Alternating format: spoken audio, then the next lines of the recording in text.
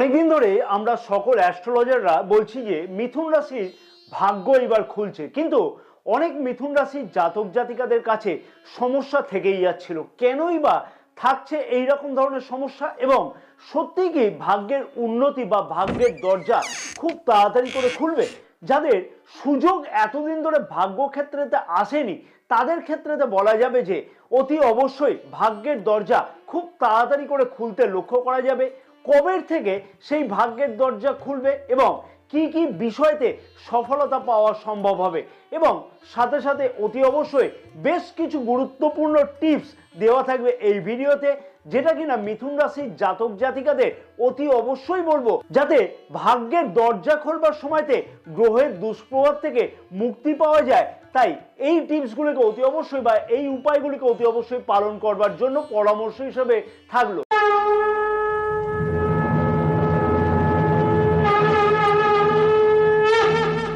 নমস্কার প্রিয় দর্শক বন্ধুগণ, আমি শ্রী পরাশর তোমাদের সকলকে জানাই সাদর অভ্যর্থনা তোমাদের প্রিয় চ্যানেল দ্য ডাইরেকশন অফ ডেস্টিনিতে। আশা করছি প্রিয় দর্শক বন্ধুগণ সকলেই তোমরা বেশ ভালোই আছো। ভিডিও শুরুর পূর্বেই আমি আন্তরিকভাবে অভিনন্দন জানাবো যে সকল প্রিয় দর্শক বন্ধুগণ অলরেডি চ্যানেলটিকে সাবস্ক্রাইব করে রেখেছে, যে সকল প্রিয় দর্শক বন্ধুগণ এখনো পর্যন্ত চ্যানেলটিকে সাবস্ক্রাইব করে উঠতে পারেনি সেই সকল প্রিয় দর্শক বন্ধুগণের উদ্দেশ্যে আমার একান্তভাবে আবেদন থাকলো অতি অবশ্যই চ্যানেলটিকে সাবস্ক্রাইব করে পাশে থাকা বেল আইকনটিকে প্রেস করে অল নোটিফিকেশনে সিলেক্ট করে রাখবার জন্য।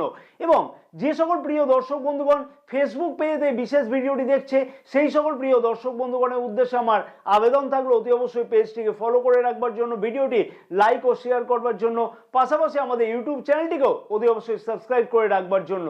এবং যে সকল প্রিয় দর্শক বন্ধুগণ জ্যোতিষ বা তন্ত্র সম্পর্কে কোনো ধরনের পরামর্শ গ্রহণ করতে চাইছে সেই সকল প্রিয় দর্শক বন্ধুগণের উদ্দেশ্যে আমার একান্ত আবেদন থাকলো স্ক্রিনে যে নাম্বার দেওয়া আছে সেই নাম্বারে তো হোয়াটসঅ্যাপের মারফতে তোমরা অ্যাপয়েন্টমেন্ট বুকিং করাতে পারো। শনি গ্রহ রাশির নবম ভাবের অধিপতি এবং রাশির নবম ভাবেই গোচর অবস্থান করছে। 29শে মার্চ 2025 থেকে শনি গ্রহ রাশির নবম ভাবতে কিন্তু গোচর অবস্থান পরিবর্তন করবে। তাহলে নবম ভাবের অধিপতি নবম ভাবেই গোচর অবস্থানের ফলেতে কেন ভাগ্যের উন্নতি অনেক মিথুন রাশির জাতক জাতিকারা লক্ষ্য করতে পারছে না?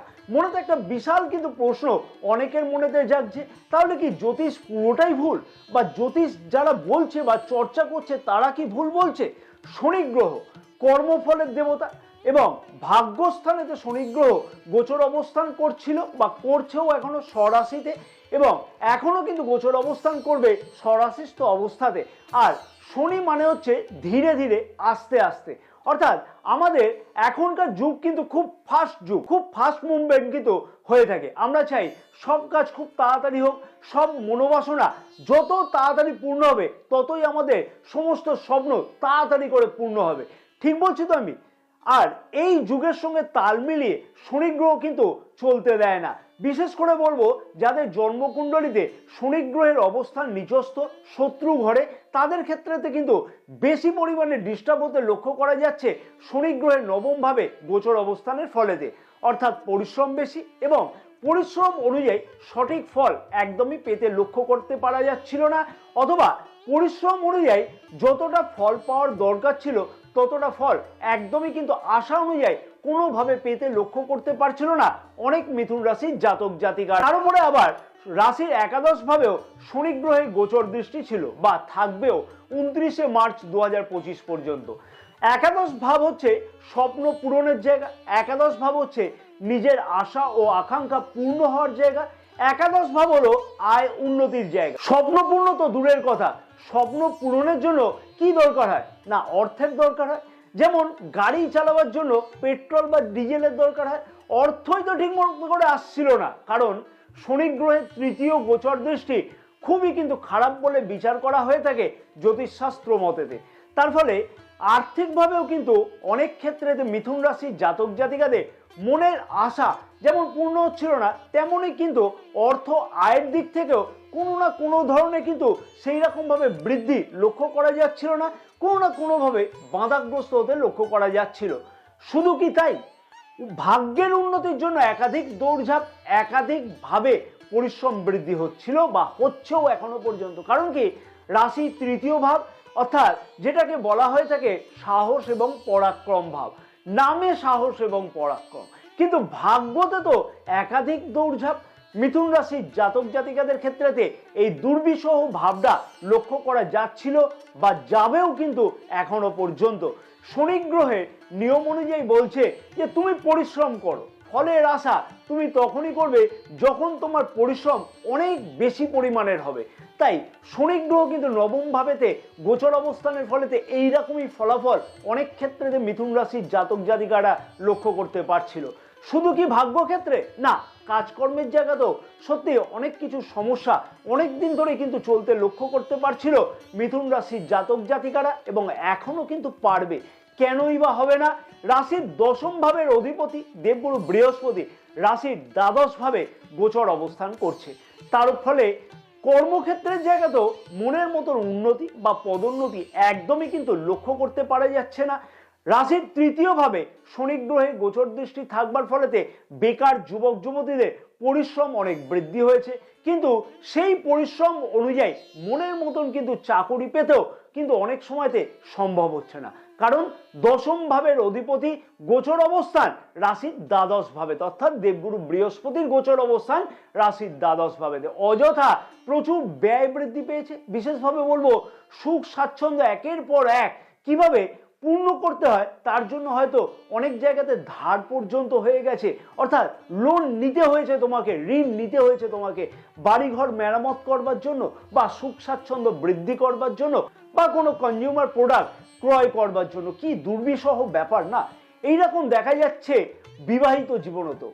কারণ কি অযথা ছোটখাটো কথাবার্তাতে মত পার্থক্য, মতবিরোধ এমন একটি চরম পর্যায়ে পৌঁছে গেছে যে এই মনে হয় হঠাৎ করে সব ছাড়াছাড়ি হয়ে গেল, অথবা লাইফ পার্টনারের কর্মব্যস্ততা এমনটাই বৃদ্ধি পেয়েছিল যে তোমাকে হয়তো ঠিক মতো করে টাইম দিতে পারছিল না, বা লাইফ পার্টনারের শারীরিক অসুস্থতা অনেকটাই যথেষ্ট পরিমাণে বৃদ্ধি পেয়েছিল বিভিন্ন কারণেতে বা বিভিন্ন অকারণেতে যেটাকে বলা হয়। এই যে সমস্যাগুলির কথা আমি এতক্ষণ ধরে বললাম, এই সমস্যার থেকে কি আদৌ মুক্তি পাওয়া সম্ভব হবে না? না, শনি গ্রহের গোচর অবস্থান পরিবর্তনের সাথে সাথে এই সমস্যার সমাধান হবে। মনের মধ্যে হাজার প্রশ্ন চলছে। প্রথমেই বলবো শনি গ্রহ কিন্তু রাশির দশম ভাবে গোচর অবস্থান করলে যে সমস্ত দিক থেকে সবকিছুর পরিবর্তন হবে একদমই কিন্তু দুর্দান্তভাবে হবে, সেইটা কিন্তু একদমই বাস্তব সত্য নয়। মানে সমস্ত দুর্দান্ত পরিবর্তন হয়ে গেল, সবকিছু একদম সব পাল্টে গেল, এটা একদমই বাস্তব নয়। শনি গ্রহের গোচর অবস্থান পরিবর্তনের ফলেতে যে পরিবর্তনগুলি লক্ষ্য করা সম্ভব হবে সেগুলি হচ্ছে ভাগ্যতে যে পরিশ্রমগুলি লক্ষ্য করা যাচ্ছে, অর্থাৎ সব বিষয়টি ধীরগতি প্রাপ্তি, সব বিষয়তে একাধিক পরিশ্রম বৃদ্ধি হওয়া, তার থেকে কিন্তু অনেকটাই, পুরোটা কিন্তু নয়, অনেকটাই আস্তে আস্তে পরিবর্তন লক্ষ্য করা সম্ভব হবে। কিন্তু 29শে মার্চ 2025 থেকে শনি গ্রহ রাশির দশম ভাবে গোচর অবস্থানের ফলেতে কর্মক্ষেত্রের জায়গাতে পরিশ্রম বৃদ্ধি হওয়ার সাথে সাথে খানিকটা সমস্যাও কিন্তু বৃদ্ধি পাবে। কারণ কি রাশির দশম ভাবের অধিপতি দেবগুরু বৃহস্পতি রাশির দ্বাদশ ভাবে গোচর অবস্থান করবে তখনও পর্যন্ত, এবং সাথে সাথে কর্মক্ষেত্রের জায়গাতে বৃদ্ধি হলেও বা কোনো কিছু প্রমোশন হলেও তার জন্য কিন্তু আরো বেশি পরিমাণে কিন্তু পরিশ্রম বৃদ্ধি পাবে। তাহলে মুক্তি কি আর পাওয়া সম্ভব হবে না 2025 সালেতে? হ্যাঁ, এর থেকে অতি অবশ্যই বলবো দুর্দান্তভাবে পরিবর্তন বা এই ধরনের সমস্যার থেকে মুক্তি অতি অবশ্যই লক্ষ্য করতে পারবে মিথুন রাশির জাতক জাতিকাদের কাছে খুব তাড়াতাড়ি সম্ভব হতে চলেছে। কারণ দেবগুরু বৃহস্পতির রাশি দ্বাদশ ভাব থেকে গোচর অবস্থান পরিবর্তন করে রাশি প্রথম ভাবে গোচর অবস্থান করবে 14ই মে 2025 থেকে। তার ফলেতে কর্মক্ষেত্রের দিক থেকে যে সমস্যাগুলি চলতে লক্ষ্য করা যাচ্ছিল, যেমন কর্মক্ষেত্রের জায়গাতে অত্যধিক বেশি পরিশ্রম হওয়া বা মনের মতন পদোন্নতি না হওয়া বা কোনো পরিবর্তনের আশা মনের মতন কিন্তু হচ্ছিল না, বা সম্ভাবনা থাকলেও ঠিক মতো করে দুর্দান্তভাবে হতে লক্ষ্য করা যাচ্ছিল না, সেই সকল সমস্যার থেকে কিন্তু অতি অবশ্যই সমাধান হতে লক্ষ্য করা সম্ভব হবে। কবে থেকে? না 14ই মে 2025 থেকে। এবং 14ই মে 2025 থেকে মিথুন রাশির জাতক জাতিকারা কর্মক্ষেত্রের জায়গাতে অনেকটাই কিন্তু সুন্দর একটা পরিবেশ লক্ষ্য করতে পারবে, যেমন তেমনই কিন্তু কাজের প্রতি দুর্দান্ত একটা নিজের ফিলিংস বা আকর্ষণ প্রচন্ড পরিমাণে বৃদ্ধি পাবে, ধৈর্য বৃদ্ধি পাবে কাজের দিক থেকেও বা কর্মক্ষেত্রের জায়গাতেও। ভাগ্যের কারক গ্রহ হিসেবে দেবগুরু বৃহস্পতিকে বিচার করা হয়ে থাকে জ্যোতিষশাস্ত্র মতেতে। আর ভাগ্যের কারক গ্রহ দেবগুরু বৃহস্পতি রাশির প্রথম ভাবে গোচর অবস্থানের ফলেতে রাশির নবম ভাবেও কিন্তু গোচর দৃষ্টি থাকবে দেবগুরু বৃহস্পতি 14ই মে 2025 থেকে। তাই অতি অবশ্যই বলবো ভাগ্যের দরজা কিন্তু ফাইনালি খুলতে লক্ষ্য করা সম্ভব হবে 14ই মে 2025 থেকে মিথুন রাশির জাতক জাতিকাদের ক্ষেত্রেতে। এবং কর্মক্ষেত্রের জায়গাতেও ভাগ্যের পূর্ণ স্বাদ কিন্তু অতি অবশ্যই পেতে লক্ষ্য করা সম্ভব হবে 14ই মে 2025 থেকে। তবে বেশ কিছু বিষয়তে অতি অবশ্যই এই সময় থেকেও কিন্তু খেয়াল রাখা উচিত হবে, কারণ তাতে কিন্তু ভাগ্যের উন্নতি আরো বেশি করে লক্ষ্য করা সম্ভব হবে। যে ভুলগুলিকে কিন্তু অতি অবশ্যই এই সময় থেকে করা উচিত হবে না। যদি তোমরা সেই বিষয়গুলি সম্পর্কে জানতে চাও তাহলে কিন্তু কমেন্টস করে অতি অবশ্যই জানাতে ভুলবে না, তাহলে আমি সেই বিষয়ের উপরে কিন্তু একটি বিস্তারিত ভিডিও তোমাদের জন্য প্রস্তুত করে দেবো। বিবাহিতরা অতি অবশ্যই কিন্তু 14ই মে 2025 থেকে দুর্দান্ত পরিবর্তন বিবাহিত জীবনেও লক্ষ্য করতে পারবে, কারণ রাশির সপ্তম ভাবেও দেবগুরু বৃহস্পতির গোচর দৃষ্টি থাকবে 14ই মে 2025 থেকে। তার ফলেতে অতি অবশ্যই বলবো বিবাহিত জীবনেতে যে সকল অসুবিধার সম্মুখীন মিথুন রাশির জাতক জাতিকাদের হতে হচ্ছিল তার থেকেও কিন্তু মুক্তি পেতেও লক্ষ্য করা সম্ভব হতে চলেছে 14ই মে 2025 থেকে। শুধু কিন্তু বিবাহিত জীবনেতে নয়, সাথে সাথে দুর্দান্ত পরিবর্তন লক্ষ্য করা সম্ভব হবে সন্তান ভাব থেকেও, কারণ রাশির পঞ্চম ভাবেও দেবগুরু বৃহস্পতি অমৃত গোচর দৃষ্টি থাকবে। এবং ভাগ্য সাথে থাকলে কি না হয়, হ্যাঁ সত্যি সব কাজেতে কিন্তু অল্প পরিশ্রমেতে সঠিকভাবে সফলতা পাওয়া কিন্তু অতি অবশ্যই সম্ভব হয়। যেমন দেখো শিক্ষার্থীদের উদ্দেশ্যও কিন্তু সফল হতে চলেছে কবে থেকে না 14ই মে 2025 পর থেকে অতি অবশ্যই কিন্তু দুর্দান্ত উন্নতি লক্ষ্য করা সম্ভব। অতএব এতদিন তো তোমরা কষ্ট করলে, আরো কয়েকটা দিনের ব্যাপার, হ্যাঁ আর একটু কষ্ট করো। অতি অবশ্যই বলবো যে ভাগ্যতে পরিবর্তন আস্তে আস্তে লক্ষ্য করতে পারবে। 29শে মার্চের পর থেকে যেমন লক্ষ্য করতে পারবে তোমরা, তেমনি কিন্তু দুর্দান্ত ভাগ্যের পরিবর্তন সম্ভব হবে আমি যে সময় থেকে বললাম যে দেবগুরু বৃহস্পতি যবে থেকে গোচর অবস্থান পরিবর্তন করবে।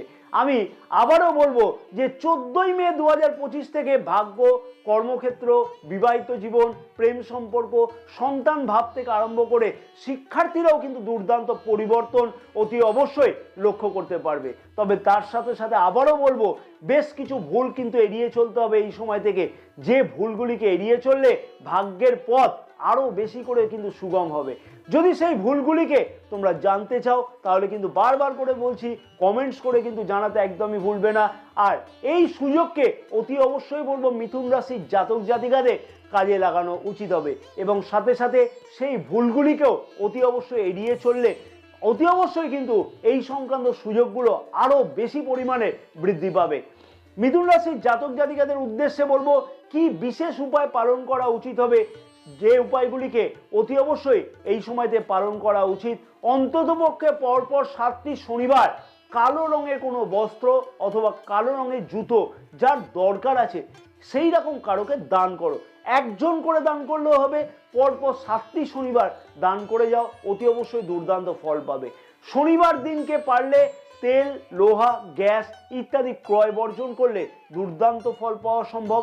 হনুমান চালিসা নিয়মিত পাঠ করতে ভুললে একদমই চলবে না। বিষ্ণু সহস্রনাম প্রতিদিন পাঠ করা উচিত নিয়মিতভাবে, তাতে কিন্তু সফলতা আরো বেশি পাওয়া সম্ভব হবে। জয় মা তারা, সকলে ভালো থাকো।